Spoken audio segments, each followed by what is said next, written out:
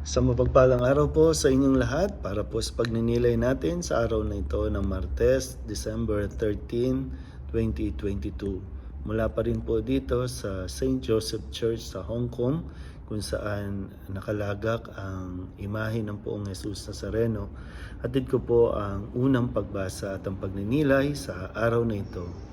Ito ay hinango sa aklat ni Propeta Sophonias, chapter 3, verses 1 to 2 and verses 9 to 13. So ngayon din po ay ginugunita natin ang kapistahan ni Santa Lucia, isang dalaga at martir.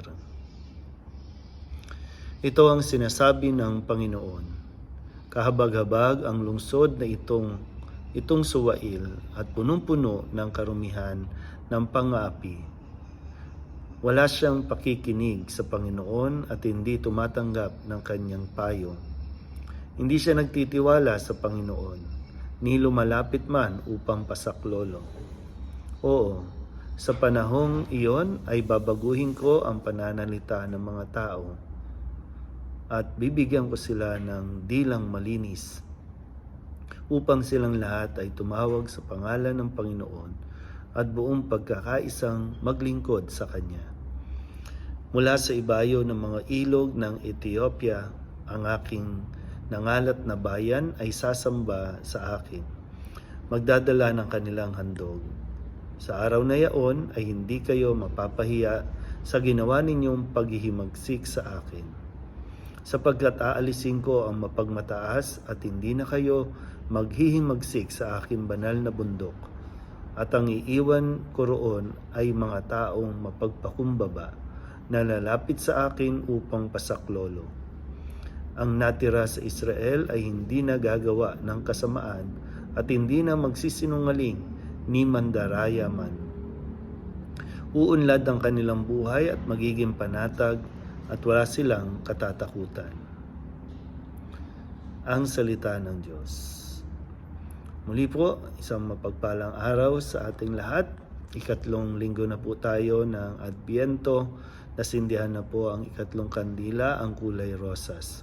At habang papalapit po ang pagdiriwang ng Pasko ng pagsilang ng Panginoon, patuloy po tayong inaanyayahan ngayong Adbento na maging matapat sa Kanya at tumalima sa Kanyang kalooban. Ayon sa ating narinig na binasang sa unang pagbasa, ang Panginoon po ay gagawa ng nararapat para sa mga tao. At makikita natin ang kanyang katarungan para laging manaig ang kabutihan at hindi ang kasamaan. Kaya itutuwid niya ang mga nagkakamali at pagpapalain pa ang mga mabubuti upang ipakita sa lahat na patuloy na nagmamahal ang Diyos. Ganun din, nawa po ay patuloy din natin na hingin ang gabay ni Santa Lucia kung paano po siya naging matapat sa Panginoon hanggang sa kamatayan, kahit na magbuwis ang buhay o ialay ang kanyang buhay, ay naging tapat hanggang sa dulo.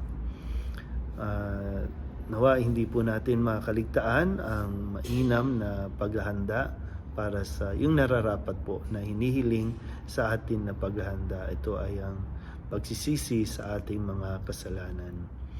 Magtulong-tulong po tayo, ipagdasal natin ang bawat isa. Muli po, isang mapagpalang araw sa inyo.